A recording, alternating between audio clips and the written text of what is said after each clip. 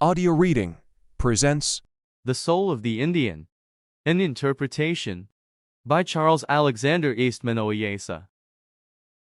1. The Great Mystery. Solitary Worship, the Savage Philosopher, the Dual Mind, Spiritual Gifts versus Material Progress, the Paradox of Christian Civilization. The original attitude of the American Indian toward the eternal. The great mystery that surrounds and embraces us was as simple as it was exalted. To him it was the supreme conception, bringing with it the fullest measure of joy and satisfaction possible in this life. The worship of the great mystery was silent, solitary, free from all self-seeking. It was silent because all speech is of necessity feeble and imperfect. Therefore the souls of my ancestors ascended to God in wordless adoration. It was solitary because they believed that He is nearer to us in solitude. And there were no priests authorized to come between a man and his Maker. None might exhort or confess or in any way meddle with the religious experience of another. Among us all men were created sons of God and stood erect, as conscious of their divinity. Our faith might not be formulated in creeds, nor forced upon any who were unwilling to receive it. Hence there was no preaching, proselyting, nor persecution. Neither were there any scoffers or atheists. There were no temples or shrines among us save those of nature. Being a natural man, the Indian was intensely poetical. He would deem it sacrilege to build a house for him who may be met face to face. In the mysterious, shadowy aisles of the primeval forest, or on the sunlit bosom of virgin prairies. Upon dizzy spires and pinnacles of naked rock, and yonder in the jeweled vault of the night sky. He who enrobes himself in filmy veils of cloud, there on the rim of the visible world, where our great-grandfather sun kindles his evening campfire, he who rides upon the rigorous wind of the north, or breathes forth his spirit upon aromatic southern airs, whose war canoe is launched upon majestic rivers and inland seas, he needs no lesser cathedral. That solitary communion with the unseen, which was the highest expression of our religious life, is partly described in the word bambete, literally mysterious feeling, which has been variously translated fasting and dreaming. It may better be interpreted as consciousness of the divine. The first bambete, or religious retreat, marked an epoch in the life of the youth, which may be compared to that of confirmation or conversion in Christian experience. Having first prepared himself by means of the purifying vapor bath, and cast off as far as possible all human or fleshly influences, the young man sought out the noblest height, the most commanding summit in all the surrounding region. Knowing that God sets no value upon material things, he took with him no offerings or sacrifices other than symbolic objects, such as paints and tobacco. Wishing to appear before him in all humility, he wore no clothing save his moccasins and breech clout. At the solemn hour of sunrise or sunset he took up his position, overlooking the glories of earth and facing the great mystery, and there he remained, naked, erect, silent, and motionless, exposed to the elements and forces of his arming, for a night and a day to 2 days and nights, but rarely longer. Sometimes he would chant a hymn without words, or offer the ceremonial filled pipe.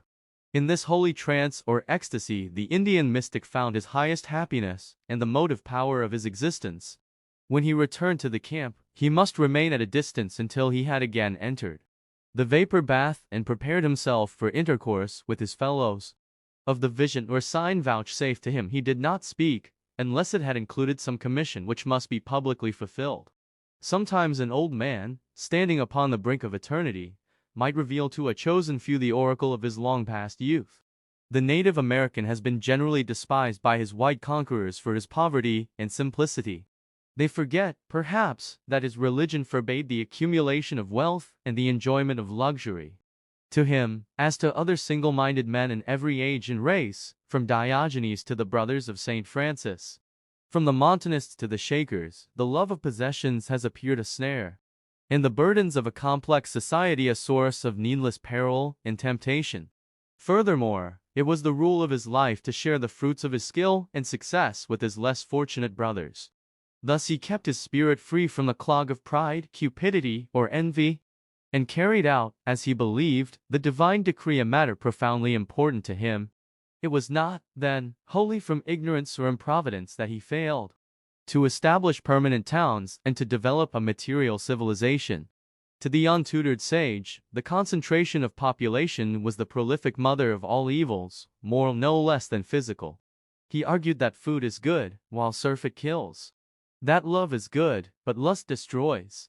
And not less dreaded than the pestilence following upon crowded and unsanitary dwellings was the loss of spiritual power inseparable from too close contact with one's fellow men.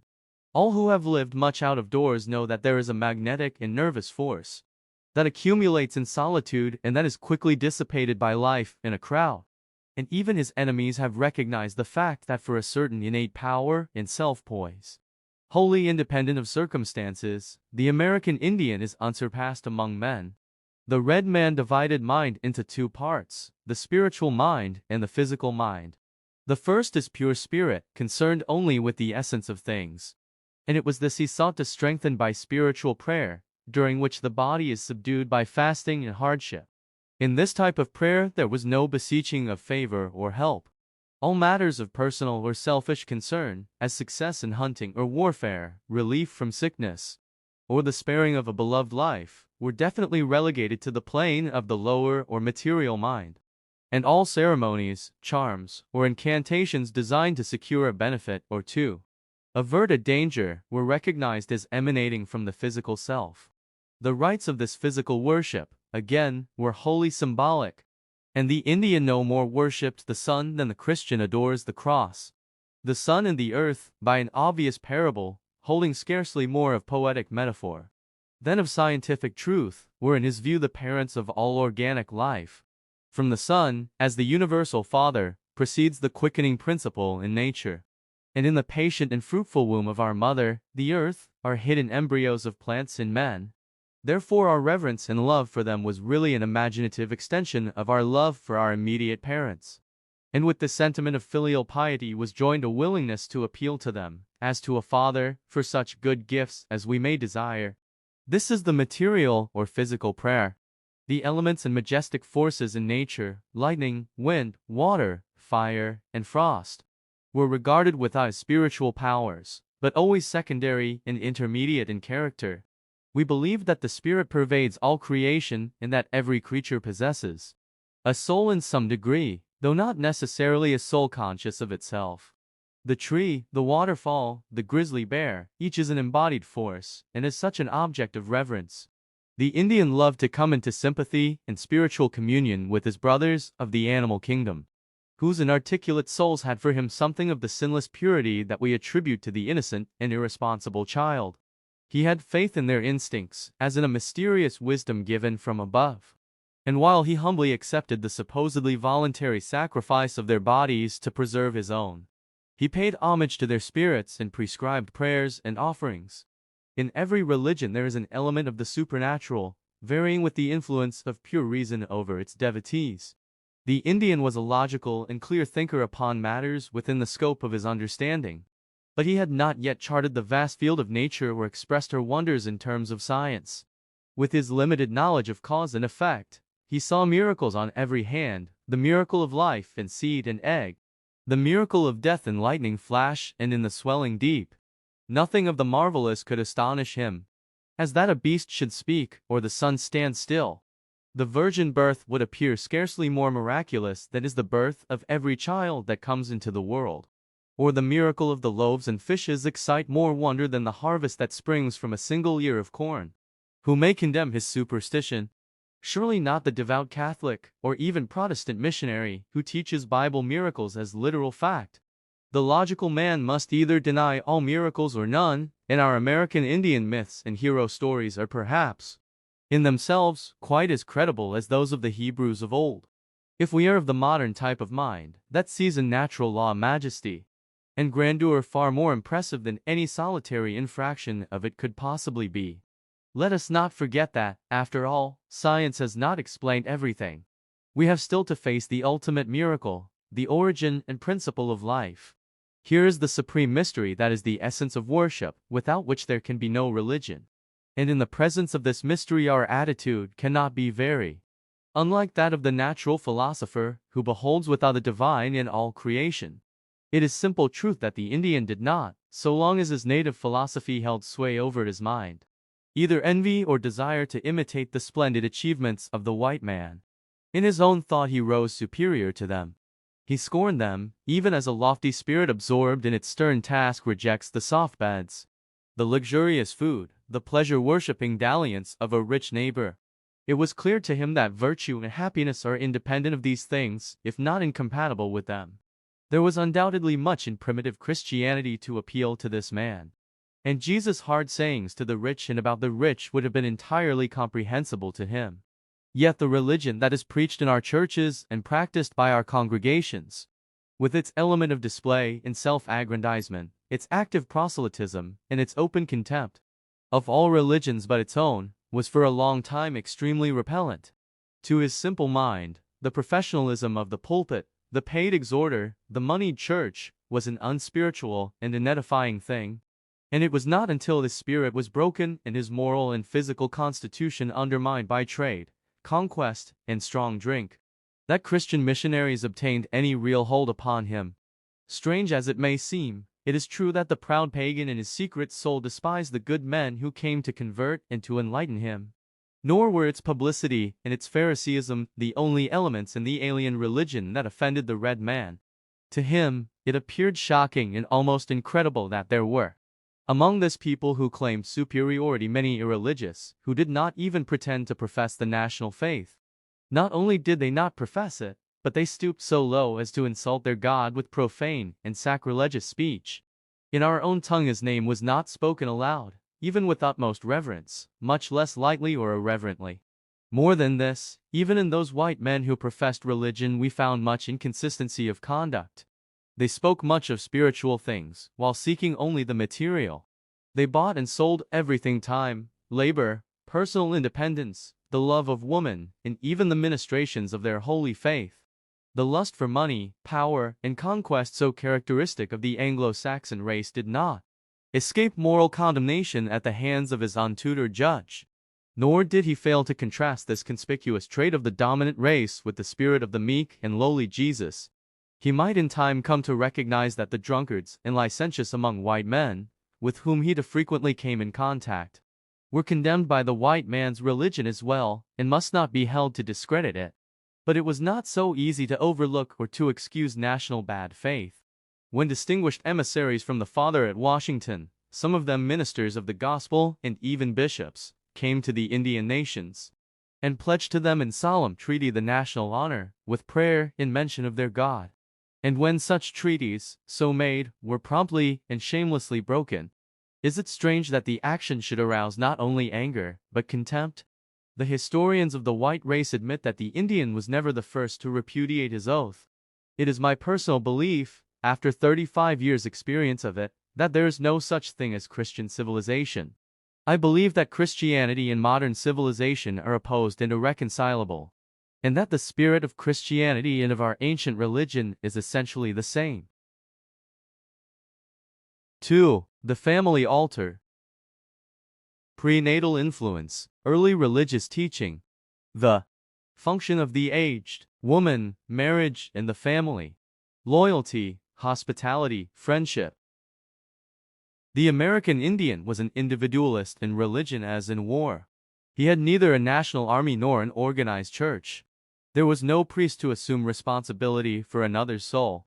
That is, we believed, the supreme duty of the parent, who only was permitted to claim in some degree the priestly office and function, since it is his creative and protecting power which alone approaches the solemn function of deity. The Indian was a religious man from his mother's womb. From the moment of her recognition of the fact of conception to the end of the second year of life, which was the ordinary duration of lactation, it was supposed by us that the mother's spiritual influence counted for most.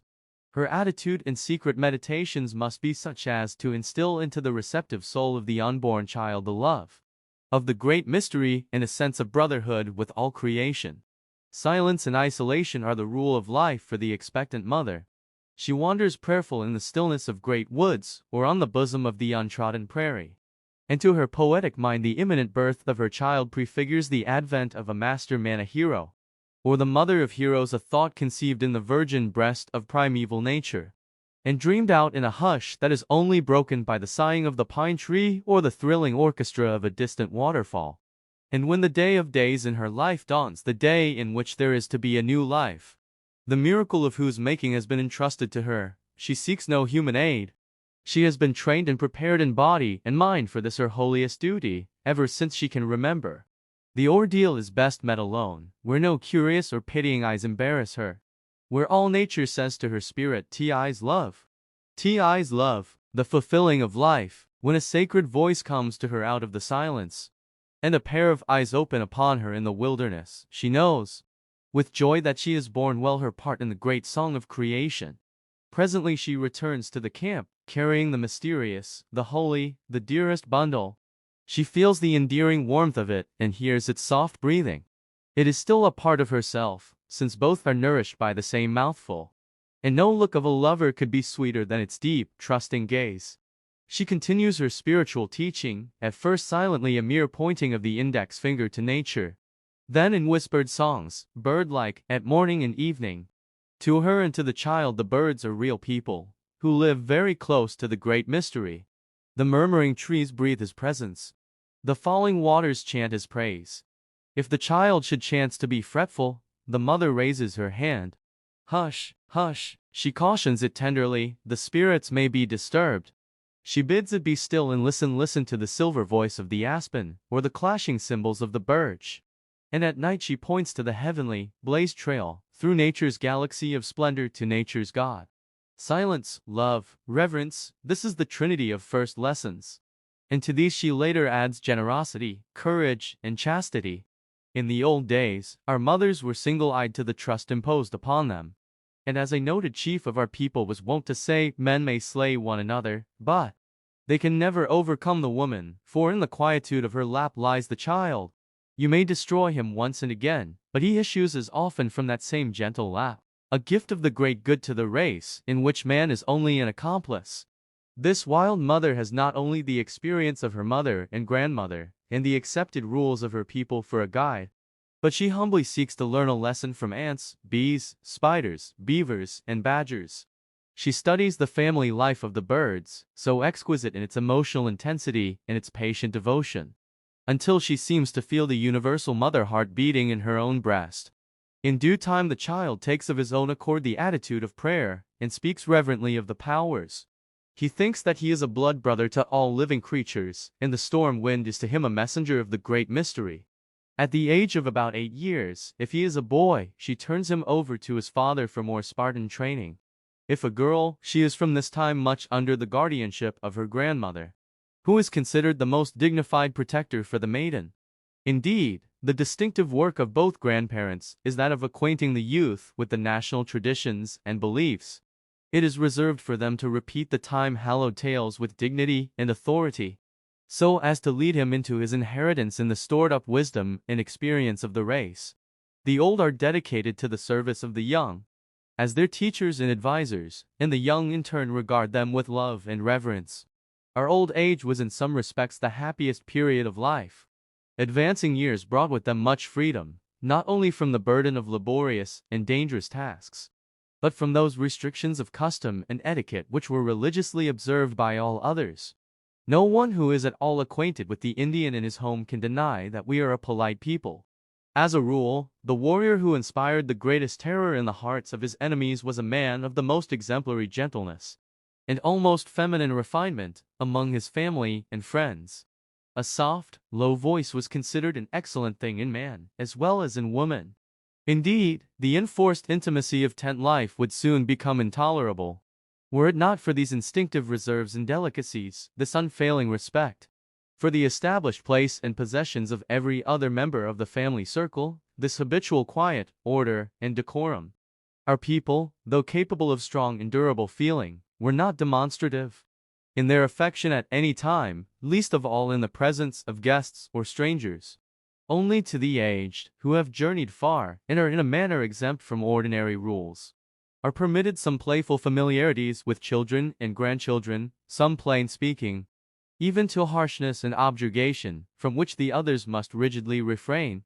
In short, the old men and women are privileged to say what they please and how they please, without contradiction, while the hardships and bodily infirmities that of necessity fall to their lot are softened so far as may be by universal consideration and attention. There was no religious ceremony connected with marriage among us, while on the other hand the relation between man and woman was regarded as in itself mysterious and holy.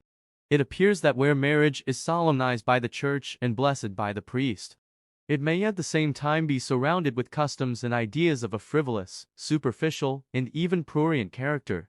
We believe that two who love should be united in secret, before the public acknowledgement of their union, and should taste their apotheosis alone with nature.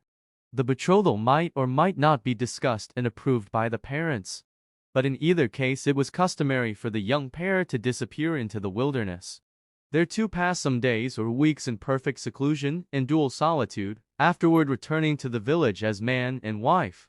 An exchange of presents and entertainments between the two families usually followed, but the nuptial blessing was given by the high priest of God, the most reverend and holy nature. The family was not only the social unit, but also the unit of government. The clan is nothing more than a larger family, with its patriarchal chief as the natural head, and the union of several clans by intermarriage and voluntary connection constitutes the tribe. The very name of our tribe, Dakota, means allied people.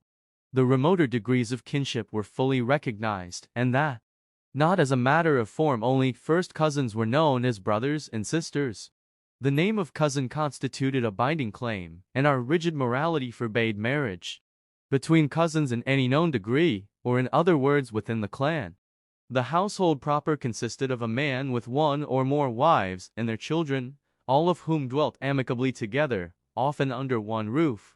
Although some men of rank and position provided a separate lodge for each wife, there were, indeed, few plural marriages except among the older and leading men, and plural wives were usually, though not necessarily, sisters.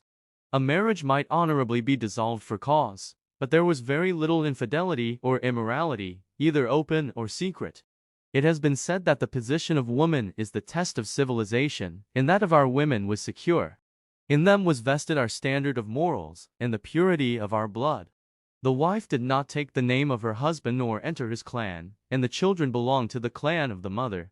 All of the family property was held by her, descent was traced in the maternal line, and the honor of the house was in her hands. Modesty was her chief adornment. Hence the younger women were usually silent and retiring, but a woman who had attained to ripeness of years and wisdom, or who had displayed notable courage in some emergency, was sometimes invited to a seat in the council. Thus she ruled undisputed within her own domain, and was to us a tower of moral and spiritual strength. Until the coming of the border white man, the soldier and trader, who with strong drink overthrew the honor of the man, and through his power over a worthless husband purchased the virtue of his wife or his daughter. When she fell, the whole race fell with her. Before this calamity came upon us, you could not find anywhere a happier home than that created by the Indian woman. There was nothing of the artificial about her person, and very little disingenuousness in her character. Her early and consistent training, the definiteness of her vocation, and, above all, her profoundly religious attitude gave her a strength and poise that could not be overcome by any ordinary misfortune. Indian names were either characteristic nicknames given in a playful spirit, deed names, birth names, or such as have a religious and symbolic meaning. It has been said that when a child is born, some accident or unusual appearance determines his name. This is sometimes the case, but is not the rule.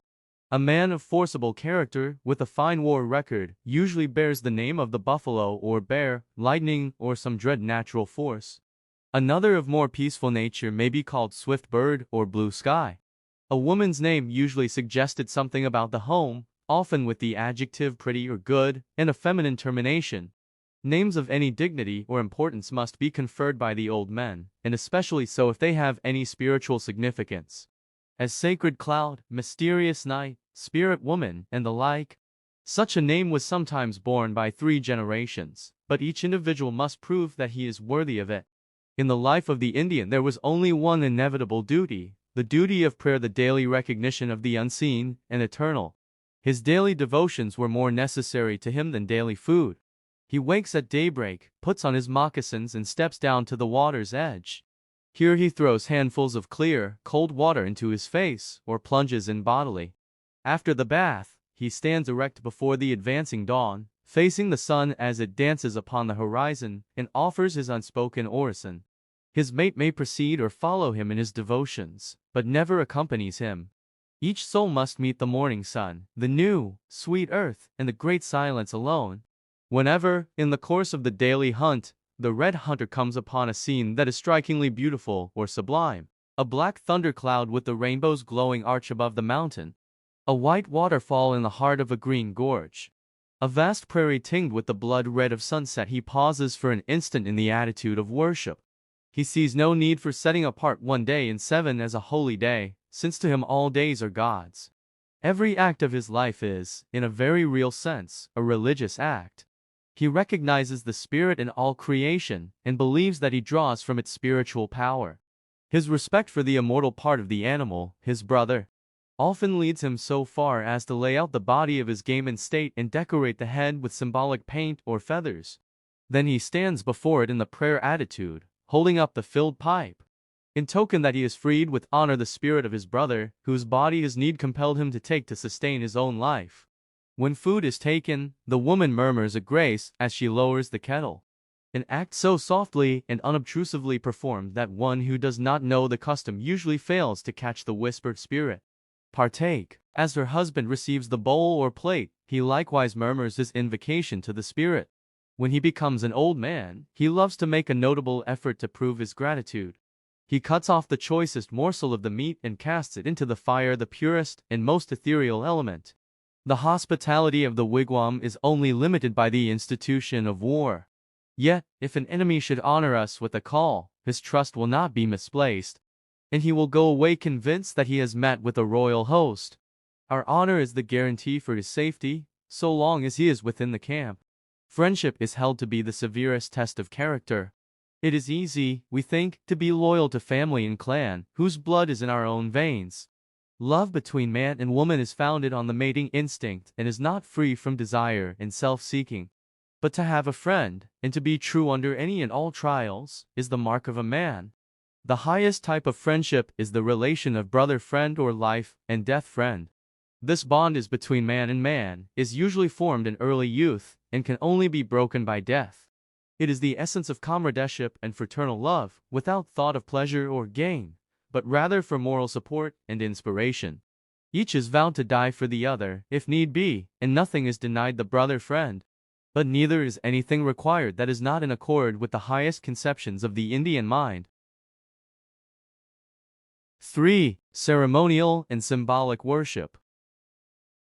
Modern perversions of early religious rites. The sun dance, the great medicine lodge, totems and charms, the vapor bath, and the ceremonial of the pipe. The public religious rites of the Plains Indians are few and, in large part of modern origin, belonging properly to the so-called transition period. That period must be held to begin with the first insidious effect upon their manners and customs of contact with the dominant race. And many of the tribes were so influenced long before they ceased to lead the nomadic life. The fur traders, the black-robe priests, the military, and finally the Protestant missionaries, were the men who began the disintegration of the Indian nations and the overthrow of their religion 75 to 100 years before they were forced to enter upon reservation life. We have no authentic study of them until well along in the transition period, when whiskey and trade had already debauched their native ideals. During the era of Reconstruction, they modified their customs and beliefs continually, creating a singular admixture of Christian with pagan superstitions. And in addition to the old folklore of disguised Bible stories under an Indian aspect, even their music shows the influence of the Catholic chants. Most of the material collected by modern observers is necessarily of this promiscuous character. It is noteworthy that the first effect of contact with the whites was an increase of cruelty and barbarity, an intensifying of the dark shadows in the picture. In this manner, the sun dance of the Plains Indians, the most important of their public ceremonials, was abused and perverted until it became a horrible exhibition of barbarism and was eventually prohibited by the government. In the old days, when a Sioux warrior found himself in the very jaws of destruction, he might offer a prayer to his father, the sun, to prolong his life. If rescued from imminent danger, he must acknowledge the divine favor by making a sun dance. According to the vow embraced in his prayer, in which he declared that he did not fear torture or death, but asked life only for the sake of those who loved him. Thus the physical ordeal was the fulfillment of a vow and a sort of atonement for what might otherwise appear to be reprehensible weakness in the face of death. It was in the nature of confession and thank-offering to the great mystery through the physical parent, the sun, and did not embrace a prayer for future favors. The ceremonies usually took place from 6 months to a year after the making of the vow, in order to admit of suitable preparation. Always in midsummer and before a large and imposing gathering. They naturally included the making of a feast and the giving away of much savage wealth in honor of the occasion, although these were no essential part of the religious rite. When the day came to procure the pole, it was brought in by a party of warriors, headed by some man of distinction. The tree selected was 6 to 8 inches in diameter at the base and 20 to 25 feet high. It was chosen and felled with some solemnity, including the ceremony of the filled pipe, and was carried in the fashion of a litter, symbolizing the body of the man who made the dance. A solitary teepee was pitched on a level spot at some distance from the village, and the pole raised near at hand with the same ceremony, in the center of a circular enclosure of fresh-cut boughs. Meanwhile, one of the most noted of our old men had carved out of rawhide, or later of wood, 2 figures, usually those of a man and a buffalo. Sometimes the figure of a bird, supposed to represent the thunder, was substituted for the buffalo. It was customary to paint the man red and the animal black, and each was suspended from one end of the crossbar, which was securely tied some 2 feet from the top of the pole. I have never been able to determine that this cross had any significance. It was probably nothing more than a dramatic coincidence that surmounted the sun dance pole with the symbol of Christianity. The paint indicated that the man who was about to give thanks publicly had been potentially dead, but was allowed to live by the mysterious favor and interference of the giver of life. The buffalo hung opposite the image of his own body in death, because it was the support of his physical self and a leading figure in legendary lore. Following the same line of thought, when he emerged from the solitary lodge of preparation and approached the pole to dance, nude save for his breechclout and moccasins, his hair loosened and daubed with clay, he must drag after him a buffalo skull, representing the grave from which he had escaped.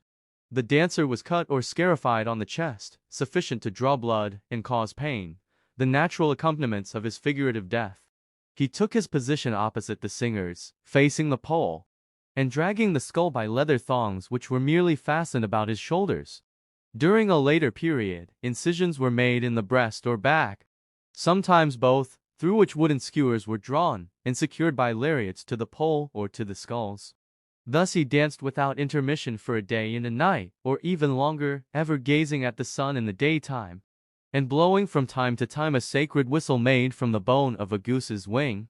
In recent times, this rite was exaggerated and distorted into a mere ghastly display of physical strength and endurance under torture, almost on a level with the Caucasian institution of the bull fight, or the yet more modern prize ring. Moreover, instead of an atonement or thank-offering, it became the accompaniment of a prayer for success in war, or in a raid upon the horses of the enemy. The number of dancers was increased, and they were made to hang, suspended from the pole by their own flesh, which they must break loose before being released. I well remember the comments in our own home upon the passing of this simple but impressive ceremony, and its loss of all meaning and propriety under the demoralizing additions, which were some of the fruits of early contact with the white man. Perhaps the most remarkable organization ever known among American Indians, that of the Grand Medicine Lodge, was apparently an indirect result of the labors of the early Jesuit missionaries. In it, Caucasian ideas are easily recognizable, and it seems reasonable to suppose that its founders desired to establish an order that would successfully resist the encroachments of the black robes. However that may be, it is an unquestionable fact that the only religious leaders of any note who have arisen among the native tribes since the advent of the white man, the Shawnee prophet in 1762, and the half-breed prophet of the ghost dance in 1890, both founded their claims or prophecies upon the gospel story. Thus in each case an Indian religious revival or craze, though more or less threatening to the invader, was of distinctively alien origin. The medicine lodge originated among the Algonquin tribe and extended gradually throughout its branches, finally affecting the Sioux of the Mississippi Valley and forming a strong bulwark against the work of the pioneer missionaries, who secured, indeed, scarcely any converts until after the outbreak of 1862, when subjection, starvation, and imprisonment turned our broken-hearted people to accept Christianity, which seemed to offer them the only gleam of kindness or hope. The order was a secret one, and in some respects not unlike the Freemasons, being a union or affiliation of a number of lodges, each with its distinctive songs and medicines. Leadership was an order of seniority and degrees, which could only be obtained by merit, and women were admitted to membership upon equal terms, with the possibility of attaining to the highest honors. No person might become a member unless his moral standing was excellent. All candidates remained on probation for 1 or 2 years, and murderers and adulterers were expelled. The commandments promulgated by this order were essentially the same as the Mosaic 10, so that it exerted a distinct moral influence, in addition to its ostensible object, which was instruction in the secrets of legitimate medicine. In this society, the uses of all curative roots and herbs known to us were taught exhaustively and practiced mainly by the old, the younger members being in training to fill the places of those who passed away. My grandmother was a well-known and successful practitioner, and both my mother and father were members, but did not practice. A medicine or mystery feast was not a public affair, as members only were eligible, and upon these occasions all the medicine bags and totems of the various lodges were displayed, and their peculiar medicine songs were sung. The food was only partaken of by invited guests, and not by the hosts or lodge making the feast. The grand medicine dance was given on the occasion of initiating those candidates who had finished their probation, a sufficient number of whom were designated to take the places of those who had died since the last meeting. Invitations were sent out in the form of small bundles of tobacco. 2 very large teepees were pitched facing one another, 100 feet apart, half open, and connected by a roofless hall or colonnade of fresh-cut boughs. One of these lodges was for the society giving the dance and the novices, the other was occupied by the soldiers, whose duty it was to distribute the refreshments and to keep order among the spectators. They were selected from among the best and bravest warriors of the tribe. The preparations being complete, and the members of each lodge garbed and painted according to their rituals, they entered the hall separately, in single file, led by their oldest man or great chief. Standing before the soldiers' lodge, facing the setting sun, their chief addressed the great mystery directly, in a few words, after which all extending the right arm horizontally from the shoulder with open palm, sang a short invocation in unison, ending with a deep "E-ho-ho-ho." This performance, which was really impressive, was repeated in front of the headquarters lodge, facing the rising sun, after which each lodge took its assigned place, and the songs and dances followed in regular order. The closing ceremony, which was intensely dramatic in its character, was the initiation of the novices, who had received their final preparation on the night before. They were now led out in front of the headquarters lodge and placed in a kneeling position upon a carpet of rich robes and furs. The men upon the right hand, stripped and painted black, with a round spot of red just over the heart, while the women, dressed in their best, were arranged upon the left. Both sexes wore the hair loose, as if in mourning or expectation of death. An equal number of grand medicine men, each of whom was especially appointed to one of the novices, faced them at a distance of half the length of the hall, or perhaps 50 feet. After silent prayer, each medicine man in turn addressed himself to his charge, exhorting him to observe all the rules of the order under the eye of the mysterious one, and instructing him in his duty toward his fellow man and toward the ruler of life. All then assumed an attitude of superb power and dignity, crouching slightly as if about to spring forward in a foot race, and grasping their medicine bags firmly in both hands. Swinging their arms forward at the same moment, they uttered their guttural yo-ho-ho-ho, in perfect unison and with startling effect. In the midst of a breathless silence, they took a step forward, then another and another, ending a rod or so from the row of kneeling victims, with a mighty swing of the sacred bags that would seem to project all their mystic power into the bodies of the initiates. Instantly they all fell forward, apparently lifeless. With this thrilling climax, the drums were vigorously pounded and the dance began again with energy. After a few turns had been taken about the prostrate bodies of the new members, covering them with fine robes and other garments which were later to be distributed as gifts, they were permitted to come to life and to join in the final dance. The whole performance was clearly symbolic of death and resurrection. While I cannot suppose that this elaborate ritual, with its use of public and audible prayer, of public exhortation or sermon, and other Caucasian features, was practiced before comparatively modern times, there is no doubt that it was conscientiously believed in by its members, and for a time regarded with reverence by the people. But at a later period it became still further demoralized and fell under suspicion of witchcraft. There is no doubt that the Indian held medicine close to spiritual things, but in this also he has been much misunderstood. In fact, everything that he held sacred is indiscriminately called medicine, in the sense of mystery or magic. As a doctor he was originally very adroit and often successful. He employed only healing bark, roots, and leaves with whose properties he was familiar, using them in the form of a distillation or tea, and always singly. The stomach or internal bath was a valuable discovery of his, and the vapor or Turkish bath was in general use. He could set a broken bone with fair success, but never practiced surgery in any form.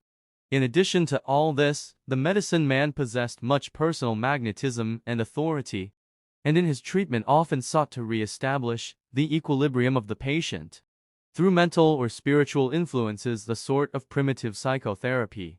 The Sioux word for the healing art is wapiya, which literally means readjusting or making anew.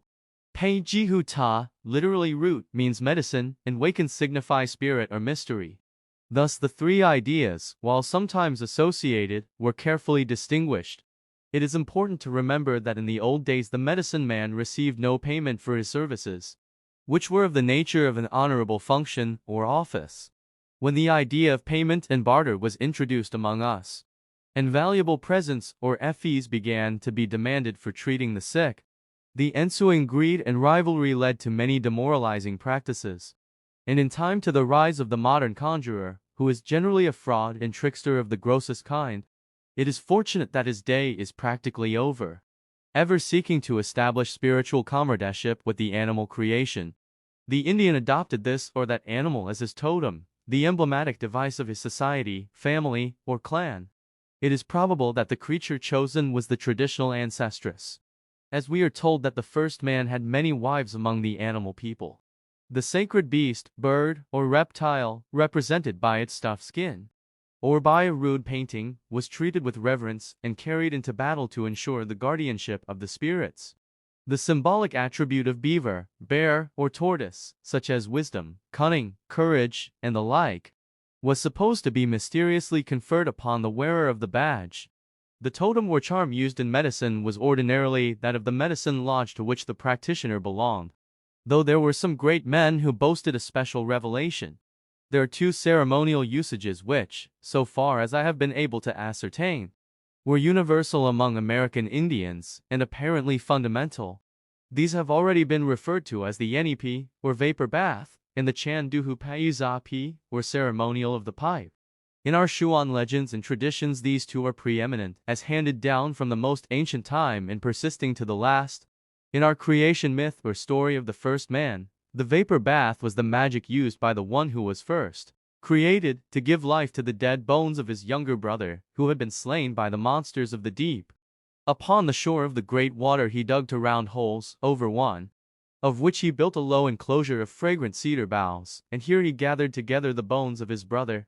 In the other pit he made a fire and heated for round stones, which he rolled one by one into the lodge of boughs. Having closed every aperture save one, he sang a mystic chant, while he thrust in his arm and sprinkled water upon the stones with a bunch of sage. Immediately steam arose, and as the legend says, there was an appearance of life. A second time he sprinkled water, and the dry bones rattled together. The third time he seemed to hear soft singing from within the lodge. And the fourth time a voice exclaimed, "Brother, let me out." It should be noted that the number 4 is the magic or sacred number of the Indian. This story gives the traditional origin of the NEP, which has ever since been deemed essential to the Indian's effort to purify and recreate his spirit. It is used both by the doctor and by his patient. Every man must enter the cleansing bath and take the cold plunge which follows.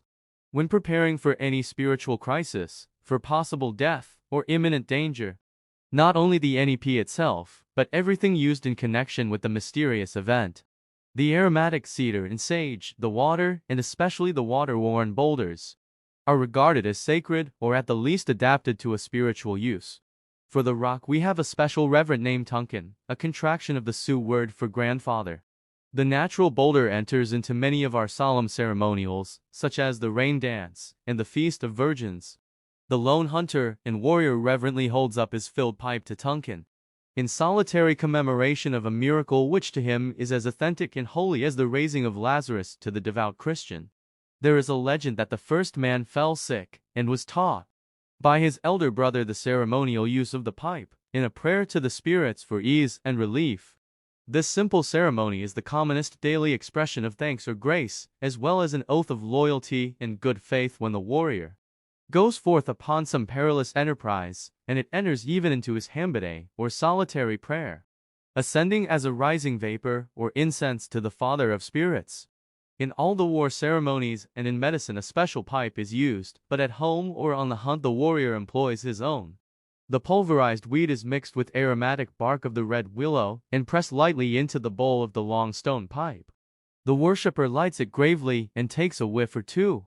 Then, standing erect, he holds it silently toward the sun, our Father, and toward the earth, our Mother. There are modern variations, as holding the pipe to the four winds, the fire, water, rock, and other elements or objects of reverence. There are many religious festivals which are local and special in character, embodying a prayer for success in hunting or warfare, or for rain and bountiful harvests, but these two are the sacraments of our religion. For baptism we substitute the NEP, the purification by vapor. And in our Holy Communion we partake of the soothing incense of tobacco in the stead of bread and wine. 4. Barbarism and the moral code.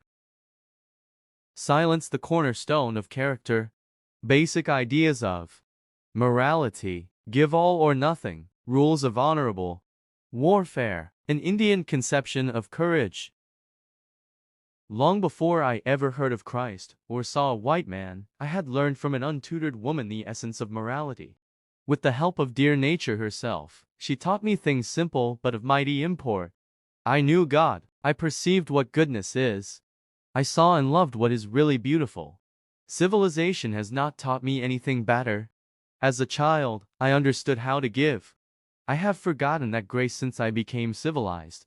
I lived the natural life, whereas I now live the artificial. Any pretty pebble was valuable to me then. Every growing tree an object of reverence. Now I worship with the white man before a painted landscape whose value is estimated in dollars. Thus the Indian is reconstructed, as the natural rocks are ground to powder, and made into artificial blocks which may be built into the walls of modern society. The first American mingled with his pride a singular humility. Spiritual arrogance was foreign to his nature and teaching. He never claimed that the power of articulate speech was proof of superiority over the dumb creation. On the other hand, it is to him a perilous gift. He believes profoundly in silence, the sign of a perfect equilibrium. Silence is the absolute poise or balance of body, mind, and spirit. The man who preserves his selfhood ever calm and unshaken by the storms of existence, not a leaf, as it were, astir on the tree, not a ripple upon the surface of shining pool, his, in the mind of the unlettered sage, is the ideal attitude and conduct of life. If you ask him, what is silence? He will answer, it is the great mystery. The holy silence is his voice. If you ask what are the fruits of silence, he will say, they are self-control, true courage or endurance, patience, dignity, and reverence. Silence is the cornerstone of character. Guard your tongue in youth, said the old chief, Wabasha, in an age you may mature a thought that will be of service to your people. The moment that man conceived of a perfect body, supple, symmetrical, graceful, and enduring, in that moment he had laid the foundation of a moral life. No man can hope to maintain such a temple of the spirit beyond the period of adolescence, unless he is able to curb his indulgence in the pleasures of the senses. Upon this truth the Indian built a rigid system of physical training, a social and moral code that was the law of his life. There was aroused in him as a child a high ideal of manly strength and beauty. the attainment of which must depend upon strict temperance in eating and in the sexual relation, together with severe and persistent exercise. He desired to be a worthy link in the generations, and that he might not destroy by his weakness that vigor and purity of blood which had been achieved at the cost of much self-denial by a long line of ancestors. He was required to fast from time to time for short periods, and to work off his superfluous energy by means of hard running, swimming, and the vapor bath. The bodily fatigue thus induced, especially when coupled with a reduced diet, is a reliable cure for undue sexual desires. Personal modesty was early cultivated as a safeguard, together with a strong self-respect and pride of family and race. This was accomplished in part by keeping the child ever before the public eye, from his birth onward. His entrance into the world, especially in the case of the firstborn, was often publicly announced by the herald, accompanied by a distribution of presents to the old and needy. The same thing occurred when he took his first step, when his ears were pierced, and when he shot his first game, so that his childish exploits and progress were known to the whole clan as to a larger family. And he grew into manhood with the saving sense of a reputation to sustain. The youth was encouraged to enlist early in the public service, and to develop a wholesome ambition for the honors of a leader and feast maker, which can never be his unless he is truthful and generous, as well as brave, and ever mindful of his personal chastity and honor. There were many ceremonial customs which had a distinct moral influence. The woman was rigidly secluded at certain periods, and the young husband was forbidden to approach his own wife when preparing for war or for any religious event. The public or tribal position of the Indian is entirely dependent upon his private virtue, and he is never permitted to forget that he does not live to himself alone, but to his tribe and his clan. Thus habits of perfect self-control were early established, and there were no unnatural conditions or complex temptations to beset him until he was met and overthrown by a stronger race. To keep the young men and young women strictly to their honor, there were observed among us, within my own recollection, certain annual ceremonies of a semi-religious nature. One of the most impressive of these was the sacred Feast of Virgins, which, when given for the first time, was equivalent to the public announcement of a young girl's arrival at a marriageable age. The herald, making the rounds of the teepee village, would publish the feast something after this fashion. Pretty Weasel Woman, the daughter of Brave Bear, will kindle her first maiden's fire tomorrow. All ye who have never yielded to the pleading of man, who have not destroyed your innocency, you alone are invited to proclaim anew before the sun and the earth, before your companions, and in the sight of the great mystery, the chastity and purity of your maidenhood. Come ye, all who have not known man. The whole village was at once aroused to the interest of the coming event, which was considered next to the sun dance and the grand medicine dance in public importance. It always took place in midsummer, when a number of different clans were gathered together for the summer festivities, and was held in the center of the great circular encampment. Here two circles were described, one within the other, about a rudely heart-shaped rock which was touched with red paint, and upon either side of the rock there were thrust into the ground a knife and two arrows.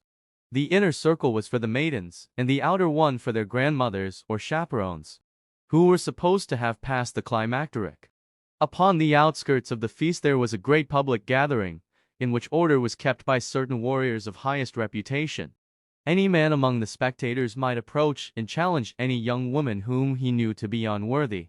But if the accuser failed to prove his charge, the warriors were accustomed to punish him severely. Each girl in turn approached the sacred rock and laid her hand upon it with all solemnity. This was her religious declaration of her virginity, her vow to remain pure until her marriage. If she should ever violate the maiden's oath, then welcome that keen knife and those sharp arrows. Our maidens were ambitious to attend a number of these feasts before marriage, and it sometimes happened that a girl was compelled to give one, on account of gossip about her conduct. Then it was in the nature of a challenge to the scandal-mongers to prove their words. A similar feast was sometimes made by the young men, for whom the rules were even more strict, since no young man might attend this feast who had so much as spoken of love to a maiden. It was considered a high honor among us to have won some distinction in war and the chase, and above all to have been invited to a seat in the council, before one had spoken to any girl save his own sister. It was our belief that the love of possessions is a weakness to be overcome, Its appeal is to the material part, and if allowed its way it will in time disturb the spiritual balance of the man. Therefore the child must early learn the beauty of generosity. He is taught to give what he prizes most, and that he may taste the happiness of giving, he is made at an early age the family almoner. If a child is inclined to be grasping, or to cling to any of his little possessions, legends are related to him, telling of the contempt and disgrace falling upon the ungenerous and mean man. Public giving is a part of every important ceremony. It properly belongs to the celebration of birth, marriage, and death, and is observed whenever it is desired to do special honor to any person or event. Upon such occasions it is common to give to the point of utter impoverishment. The Indian in his simplicity literally gives away all that he has, to relatives, to guests of another tribe or clan, but above all to the poor and the aged, from whom he can hope for no return. Finally, the gift to the great mystery, the religious offering, may be of little value in itself, but to the giver's own thought it should carry the meaning and reward of true sacrifice. Orphans and the aged are invariably cared for, not only by their next of kin, but by the whole clan. It is the loving parent's pride to have his daughters visit the unfortunate and the helpless, carry them food, comb their hair, and mend their garments. The name Wenina, bestowed upon the eldest daughter, distinctly implies all this, and a girl who failed in her charitable duties was held to be unworthy of the name. The man who is a skillful hunter, and whose wife is alive to her opportunities, makes many feasts, to which he is careful to invite the older men of his clan, recognizing that they have outlived their period of greatest activity, and now love nothing so well as to eat in good company, and to live over the past. The old men, for their part, do their best to requite his liberality with a little speech, in which they are apt to relate the brave and generous deeds of their host's ancestors, finally congratulating him upon being a worthy successor of an honorable line. Thus his reputation is one as a hunter and a feast maker, and almost as famous in his way as the great warrior is he who has a recognized name and standing as a man of peace. The true Indian sets no price upon either his property or his labor. His generosity is only limited by his strength and ability. He regards it as an honor to be selected for a difficult or dangerous service, and would think it shame to ask for any reward, saying rather, "Let him whom I serve express his thanks according to his own bringing up and his sense of honor." Nevertheless, he recognizes rights and property. To steal from one of his own tribe would be indeed disgrace, and if discovered, the name of Wamanan, or thief, is fixed upon him forever as an unalterable stigma. The only exception to the rule is in the case of food, which is always free to the hungry if there is none by to offer it. Other protection than the moral law there could not be in an Indian community, where there were neither locks nor doors, and everything was open and easy of access to all comers. The property of the enemy is spoil of war, and it is always allowable to confiscate it if possible. However, in the old days there was not much plunder. Before the coming of the white man, there was in fact little temptation or opportunity to despoil the enemy. But in modern times the practice of stealing horses from hostile tribes has become common, and is thought far from dishonorable. Warfare we regard it as an institution of the great mystery and organized tournament or trial of courage and skill, with elaborate rules and counts for the coveted honor of the eagle feather. It was held to develop the quality of manliness, and its motive was chivalric or patriotic, but never the desire for territorial aggrandizement or the overthrow of a brother nation. It was common, in early times, for a battle or skirmish to last all day, with great display of daring and horsemanship, but with scarcely more killed and wounded than may be carried from the field during a university game of football. The slayer of a man in battle was expected to mourn for 30 days, blackening his face and loosening his hair according to the custom. He of course considered it no sin to take the life of an enemy, and this ceremonial mourning was a sign of reverence for the departed spirit. The killing in war of non-combatants, such as women and children, is partly explained by the fact that in savage life the woman without husband or protector is in pitiable case, and it was supposed that the spirit of the warrior would be better content if no widow and orphans were left to suffer want, as well as to weep. A scalp might originally be taken by the leader of the war party only, and at that period no other mutilation was practiced. It was a small lock not more than 3 inches square, which was carried only during the 30-day celebration of a victory, and afterward given religious burial. Wanton cruelties and the more barbarous customs of war were greatly intensified with the coming of the white man, who brought with him fiery liquor and deadly weapons, aroused the Indian's worst passions, provoking in him revenge and cupidity, and even offered bounties for the scalps of innocent men, women, and children. Murder within the tribe was a grave offense, to be atoned for as the council might decree, and it often happened that the slayer was called upon to pay the penalty with his own life. He made no attempt to escape or to evade justice. That the crime was committed in the depths of the forest or at dead of night, witnessed by no human eye, made no difference to his mind. He was thoroughly convinced that all is known to the great mystery, and hence did not hesitate to give himself up to stand his trial by the old and wise men of the victim's clan. His own family and clan might by no means attempt to excuse or to defend him, but his judges took all the known circumstances into consideration, and if it appeared that he slew in self-defense, or that the provocation was severe, he might be set free after a 30 days period of mourning in solitude. Otherwise the murdered man's next of kin were authorized to take his life, and if they refrained from doing so, as often happened, he remained an outcast from the clan. A willful murder was a rare occurrence before the days of whiskey and drunken rose, for we were not a violent or a quarrelsome people. It is well remembered that Crow Dog, who killed the Sioux chief, Spotted Tail, in 1881, calmly surrendered himself and was tried and convicted by the courts in South Dakota. After his conviction, he was permitted remarkable liberty in prison, such as perhaps no white man has ever enjoyed when under sentence of death. The cause of his act was a solemn commission received from his people, nearly 30 years earlier. At the time that Spotted Tail usurped the chieftainship by the aid of the military, whom he had aided, Crow Dog was under a vow to slay the chief, in case he ever betrayed or disgraced the name of the Brule Sioux. There is no doubt that he had committed crimes both public and private, having been guilty of misuse of office as well as of gross offenses against morality. Therefore his death was not a matter of personal vengeance, but of just retribution. A few days before Crow Dog was to be executed, he asked permission to visit his home and say farewell to his wife and twin boys, then 9 or 10 years old. Strange to say, the request was granted, and the condemned man sent home under escort of the deputy sheriff, who remained at the Indian Agency, merely telling his prisoner to report there on the following day. When he did not appear at the time set, the sheriff dispatched the Indian police after him. They did not find him, and his wife simply said that Crow Dog had desired to ride alone to the prison, and would reach there on the day appointed. All doubt was removed next day by a telegram from Rapid City, 200 miles distant, saying Crow Dog has just reported here. The incident drew public attention to the Indian murderer, with the unexpected result that the case was reopened and Crow Dog acquitted. He still lives, a well-preserved man of about 75 years, and is much respected among his own people. It is said that, in the very early days, lying was a capital offense among us.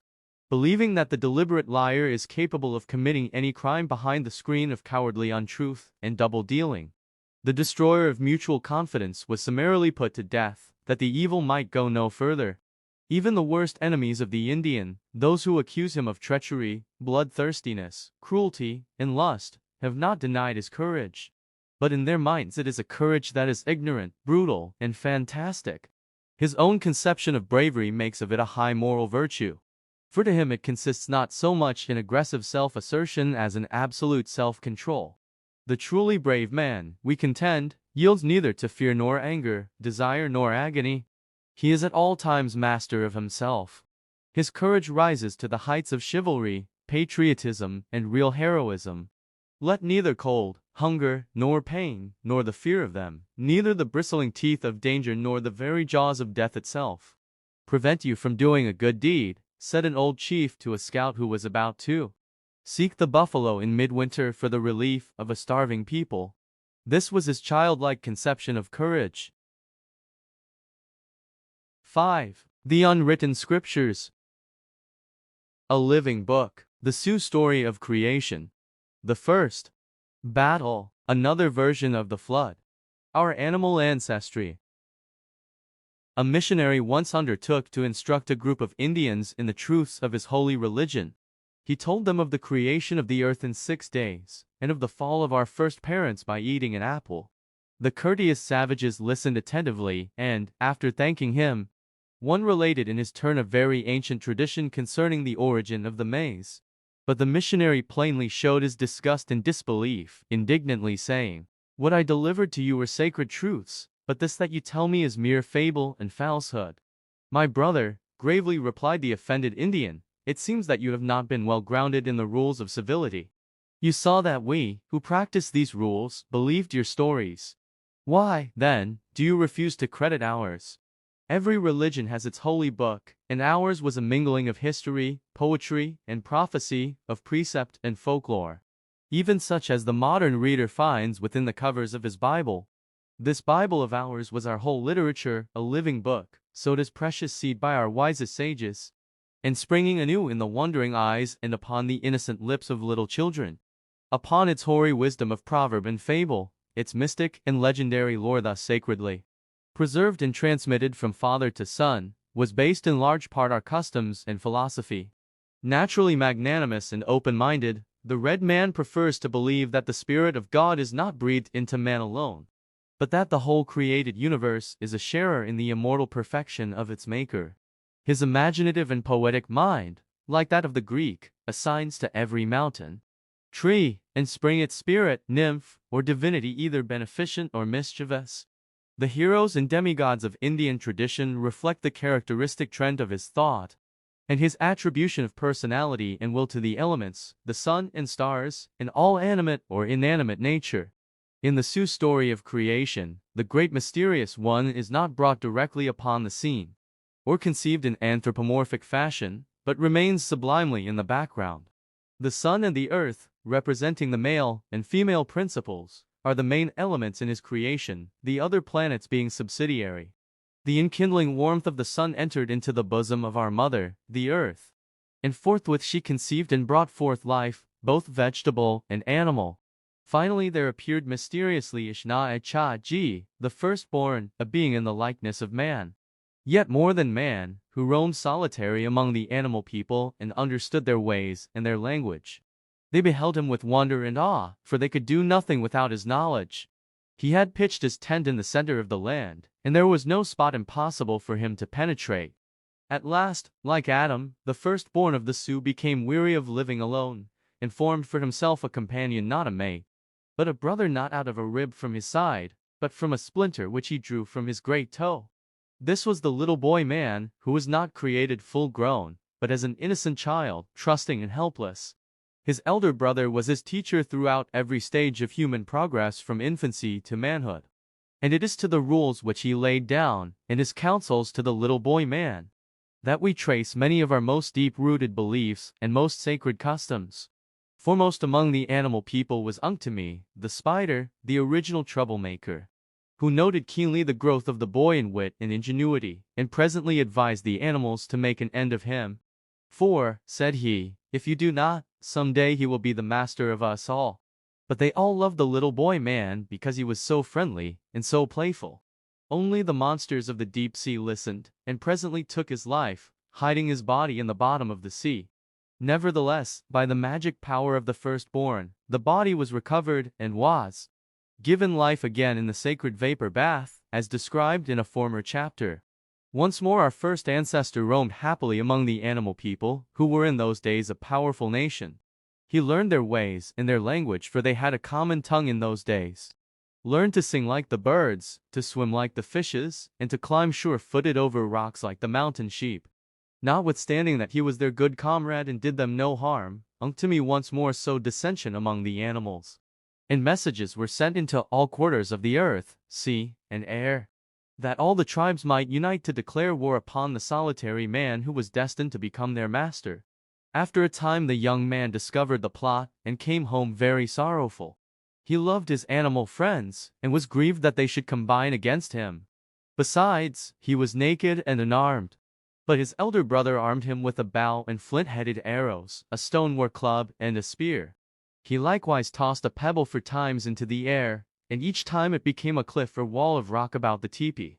"Now," said he, "it is time to fight and to assert your supremacy.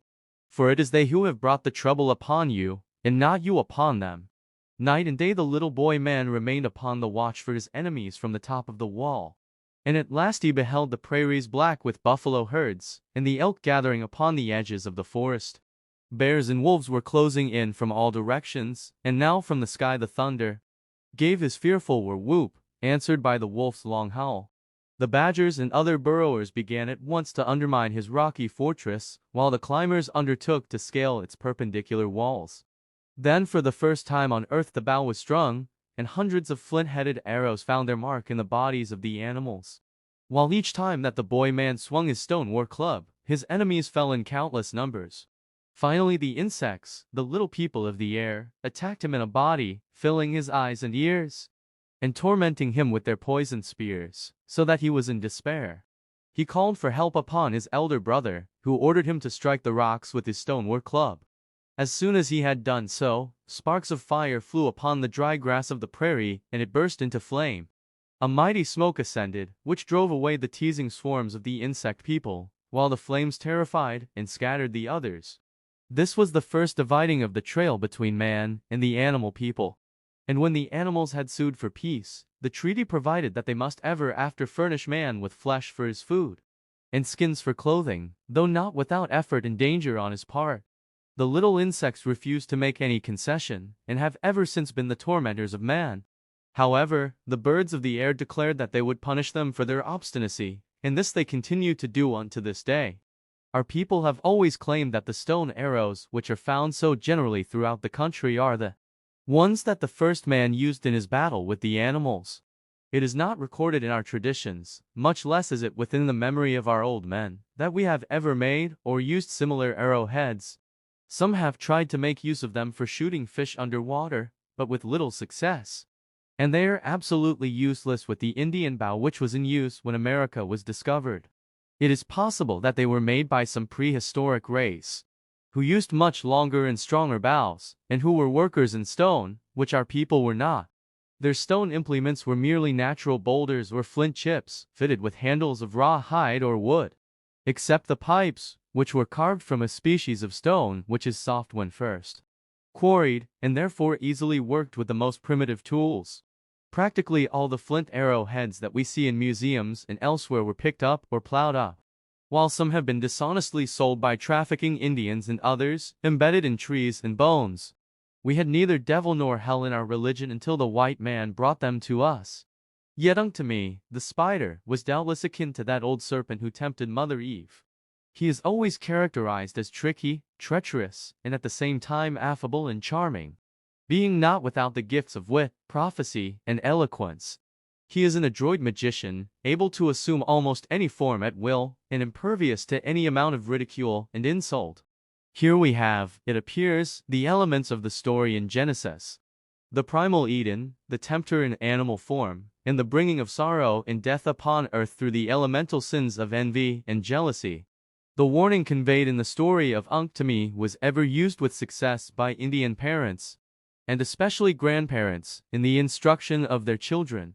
Ishnai Cha Ji, on the other hand, was a demigod and mysterious teacher, whose function it was to initiate the first man into his tasks and pleasures here on earth.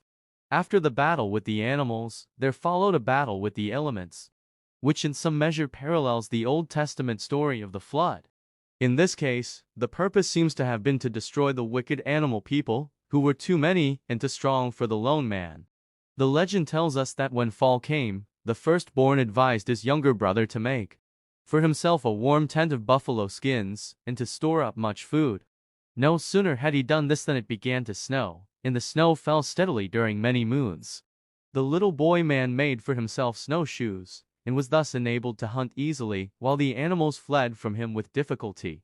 Finally wolves, foxes, and ravens came to his door to beg for food, and he helped them, but many of the fiercer wild animals died of cold and starvation. One day, when the hungry ones appeared, the snow was higher than the tops of the teepee poles. But the little boy man's fire kept a hole open and clear. Down this hole they peered, and lo! The man had rubbed ashes on his face by the advice of his elder brother, and they both lay silent and motionless on either side of the fire. Then the fox barked and the raven caught his signal to the wandering tribes, and they all rejoiced and said, "Now they are both dying or dead, and we shall have no more trouble." But the sun appeared, and a warm wind melted the snow banks, so that the land was full of water. The young man and his teacher made a birch bark canoe, which floated upon the surface of the flood. While of the animals there were saved only a few, who had found a foothold upon the highest peaks. The youth had now passed triumphantly through the various ordeals of his manhood. One day his elder brother spoke to him and said, "You have now conquered the animal people, and withstood the force of the elements. You have subdued the earth to your will, and still you are alone. It is time to go forth and find a woman whom you can love, and by whose help you may reproduce your kind." "But how am I to do this?" replied the first man, who was only an inexperienced boy. "I am here alone, as you say, and I know not where to find a woman or a mate." "Go forth and seek her," replied the great teacher. And forthwith the youth set out on his wanderings in search of a wife. He had no idea how to make love, so that the first courtship was done by the pretty and coquettish maidens of the bird, beaver, and bear tribes. There are some touching and whimsical love stories which the rich imagination of the Indian has woven into this old legend. It is said, for example, that at his first camp he had built for himself a lodge of green boughs in the midst of the forest, and that there his reverie was interrupted by a voice from the wilderness, a voice that was irresistibly and profoundly sweet. In some mysterious way, the soul of the young man was touched as it had never been before. For this call of exquisite tenderness and allurement was the voice of the eternal woman. Presently a charming little girl stood timidly at the door of his pine bough wigwam. She was modestly dressed in gray, with a touch of jet about her pretty face, and she carried a basket of wild cherries which she shyly offered to the young man. So the rover was subdued, and love turned loose upon the world to upbuild and to destroy. When at last she left him, he peeped through the door after her, but saw only a robin, with head turned archly to one side, fluttering away among the trees. His next camp was beside a clear, running stream, where a plump and industrious maid was busily at work chopping wood. He fell promptly in love with her also, and for some time they lived together in her cozy house by the waterside. After their boy was born, the wanderer wished very much to go back to his elder brother and to show him his wife and child. But the beaver woman refused to go, so at last he went alone for a short visit. When he returned, there was only a trickle of water beside the broken dam. The beautiful home was left desolate, and wife and child were gone forever. The deserted husband sat alone upon the bank, sleepless and faint with grief, until he was consoled by a comely young woman in glossy black, who took compassion upon his distress and soothed him with food and loving attentions. This was the bear woman, from whom again he was afterwards separated by some mishap. The story goes that he had children by each of his many wives, some of whom resembled their father, and these became the ancestors of the human race, while those who bore the characteristics of their mother returned to her clan. It is also said that such as were abnormal or monstrous in form were forbidden to reproduce their kind, and all love and mating between man and the animal creation was from that time forth strictly prohibited. There are some curious traditions of young men and maidens who transgressed this law unknowingly, being seduced and deceived by a magnificent buck deer, perhaps, or a graceful doe, and whose fall was punished with death.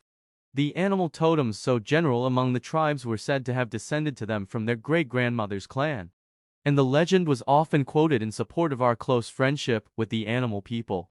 I have sometimes wondered why the scientific doctrine of man's descent has not in the same way apparently increased the white man's respect for these our humbler kin.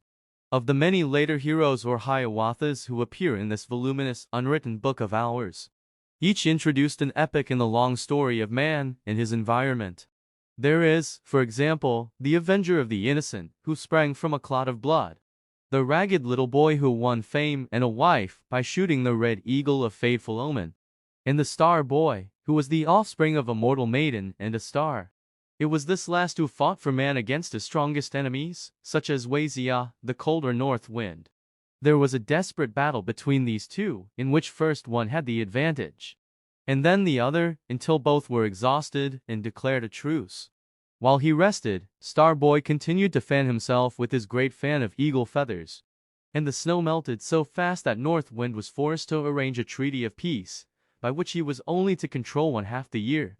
So it was that the orderly march of the seasons was established. And every year Star Boy with his fan of eagle feathers sets in motion the warm winds that usher in the spring. 6. On the borderland of spirits. Death and funeral customs. The sacred lock of hair. Reincarnation and the converse of spirits. Occult and psychic powers. The gift of prophecy. The attitude of the Indian toward death, the test and background of life, is entirely consistent with his character and philosophy. Death has no terrors for him. He meets it with simplicity and perfect calm, seeking only an honorable end as his last gift to his family and descendants. Therefore he courts death in battle. On the other hand, he would regard it as disgraceful to be killed in a private quarrel. If one be dying at home, it is customary to carry his bed out of doors, as the end approaches, that his spirit may pass under the open sky. Next to this, the matter that concerns him most is the parting with his dear ones, especially if he have any little children who must be left behind to suffer want. His family affections are strong, and he grieves intensely for the lost, even though he has unbounded faith in a spiritual companionship. The outward signs of mourning for the dead are far more spontaneous and convincing than is the correct and well-ordered black of civilization. Both men and women among us loosen their hair and cut it according to the degree of relationship or of devotion, consistent with the idea of sacrificing all personal beauty and adornment. They trim off likewise from the dress its fringes and ornaments, perhaps cut it short, or cut the robe or blanket in two. The men blacken their faces, and widows or bereaved parents sometimes gash their arms and legs till they are covered with blood. Giving themselves up wholly to their grief, they are no longer concerned about any earthly possession, and often give away all that they have to the first comers, even to their beds in their home. Finally, the wailing for the dead is continued night and day to the point of utter voicelessness, a musical, weird, and heart-piercing sound, which has been compared to the keening of the Celtic mourner. The old-time burial of the Plains Indians was upon a scaffold of poles, or a platform among the boughs of a tree, their only means of placing the body out of reach of wild beasts, as they had no implements with which to dig a suitable grave. It was prepared by dressing in the finest clothes, together with some personal possessions and ornaments, wrapped in several robes, and finally in a secure covering of raw hide. As a special mark of respect, the body of a young woman or a warrior was sometimes laid out in state in a new teepee, with the usual household articles and even with a dish of food left beside it. Not that they supposed the spirit could use the implements or eat the food, but merely as a last tribute. Then the whole people would break camp and depart to a distance, leaving the dead alone in an honorable solitude. There was no prescribed ceremony of burial, though the body was carried out with more or less solemnity by selected young men, and sometimes noted warriors were the pall-bearers of a man of distinction. It was usual to choose a prominent hill with a commanding outlook for the last resting place of our dead. If a man were slain in battle, it was an old custom to place his body against a tree or rock in a sitting position, always facing the enemy, to indicate his undaunted defiance and bravery, even in death. I recall a touching custom among us, which was designed to keep the memory of the departed near and warm in the bereaved household. A lock of hair of the beloved dead was wrapped in pretty clothing, such as it was supposed that he or she would like to wear if living.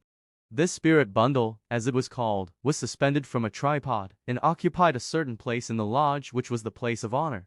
At every meal time, a dish of food was placed under it, and some person of the same sex and age as the one who was gone must afterward be invited in to partake of the food. At the end of a year from the time of death, the relatives made a public feast and gave away the clothing and other gifts, while the lock of hair was interred with appropriate ceremonies. Certainly the Indian never doubted the immortal nature of the spirit or soul of man, but neither did he care to speculate upon its probable state or condition in a future life. The idea of a happy hunting ground is modern and probably borrowed or invented by the white man.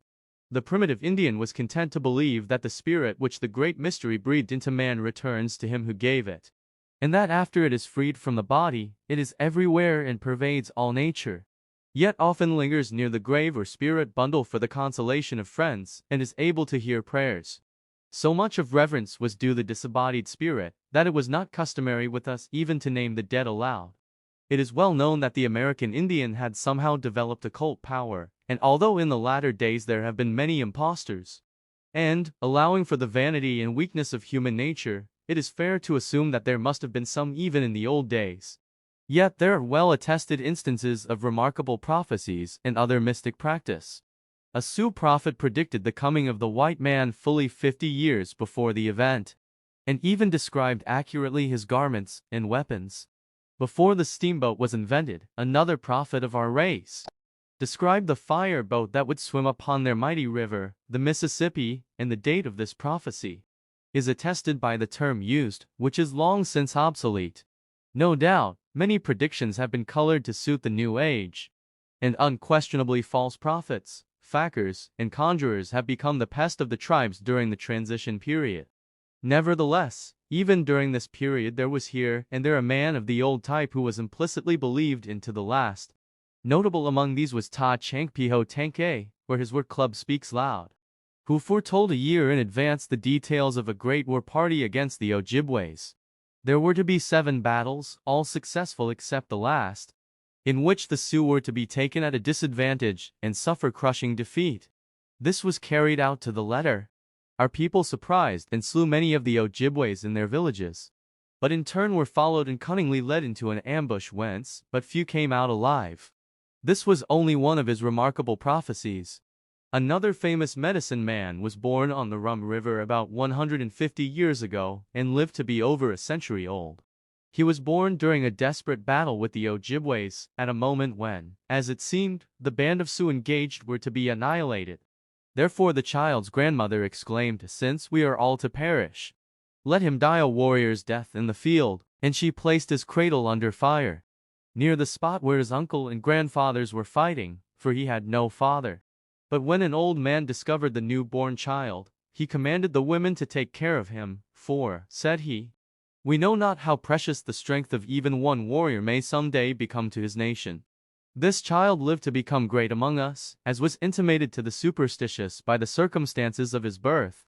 At the age of about 75 years, he saved his band from utter destruction at the hands of their ancestral enemies, by suddenly giving warning received in a dream of the approach of a large war party.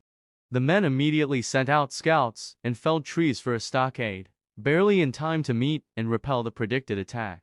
5 years later, he repeated the service, and again saved his people from awful slaughter. There was no confusion of figures or omens, as with lesser medicine men. But in every incident that is told of him his interpretation of the sign, whatever it was, proved singularly correct. The father of Little Crow, the chief who led the Minnesota massacre of 1862, was another prophet of some note. One of his characteristic prophecies was made only a few years before he died, when he had declared that, although already an old man, he would go once more upon the war path. At the final war feast, he declared that 3 of the enemy would be slain, but he showed great distress and reluctance in foretelling that he would lose 2 of his own men. 3 of the Ojibways were indeed slain as he had said, but in the battle the old war prophet lost both of his 2 sons. There are many trustworthy men, and men of Christian faith, to vouch for these and similar events occurring as foretold. I cannot pretend to explain them, but I know that our people possessed remarkable powers of concentration and abstraction, and I sometimes fancy that such nearness to nature as I have described keeps the spirit sensitive to impressions not commonly felt, and in touch with the unseen powers. Some of us seem to have a peculiar intuition for the locality of a grave, which they explain by saying that they had received a communication from the spirit of the departed. My own grandmother was one of these, and as far back as I can remember, when camping in a strange country, my brother and I would search for and find human bones at the spot she had indicated to us as an ancient burial place, or the spot where a lone warrior had fallen. Of course, the outward signs of burial had been long since obliterated. The Scotch would certainly have declared that she had the second sight, for she had other remarkable premonitions or intuitions within my own recollection. I have heard her speak of a peculiar sensation in the breast by which, as she said, she was advised of anything of importance concerning her absent children. Other native women have claimed a similar monitor, but I never heard of one who could interpret it with such accuracy. We were once camping on Lake Manitoba when we received news that my uncle and his family had been murdered several weeks before, at a fort some 200 miles distant. While all our clan were wailing and mourning their loss, my grandmother calmly bade them cease. saying that her son was approaching and that they would see him shortly. Although we had no other reason to doubt the ill tidings, it is a fact that my uncle came into camp 2 days after his reported death. At another time, when I was 14 years old, we had just left Fort Ellis on the Assiniboine River, and my youngest uncle had selected a fine spot for our night camp. It was already after sundown, but my grandmother became unaccountably nervous and positively refused to pitch her tent. So we reluctantly went on down the river and camped after dark at a secluded place. The next day we learned that a family who were following close behind had stopped at the place first selected by my uncle, but were surprised in the night by a roving war party and massacred to a man. This incident made a great impression upon our people. Many of the Indians believed that one may be born more than once, and there were some who claimed to have full knowledge of a former incarnation. There were also those who held converse with a twin spirit, who had been born into another tribe or race. There was a well-known Sioux prophet who lived in the middle of the last century, so that he is still remembered by the old men of his band. After he had reached middle age, he declared that he had a spirit brother among the Ojibways, the ancestral enemies of the Sioux. He even named the band to which his brother belonged, and said that he also was a war prophet among his people. Upon one of their hunts along the border between the two tribes, the Sioux leader one evening called his warriors together and solemnly declared to them that they were about to meet a like band of Ojibwe hunters, led by his spirit twin. Since this was to be their first meeting since they were born as strangers, he earnestly begged the young men to resist the temptation to join battle with their tribal foes. "You will know him at once," the prophet said to them, "for he will not only look like me in face and form, but he will display the same totem, and even sing my war songs." They sent out scouts, who soon returned with news of the approaching party. Then the leading men started with their peace pipe for the Ojibwe camp, and when they were near at hand they fired 3 distinct volleys, a signal of their desire for a peaceful meeting. The response came in like manner, and they entered the camp, with the peace pipe in the hands of the prophet. Lo, the stranger prophet advanced to meet them, and the people were greatly struck with the resemblance between the two men, who met and embraced one another with unusual fervor. It was quickly agreed by both parties that they should camp together for several days, and one evening the Sioux made a warriors' feast to which they invited many of the Ojibways. The prophet asked his twin brother to sing one of his sacred songs, and behold, it was the very song that he himself was wont to sing. This proved to the warriors beyond doubt or cavil the claims of their seer.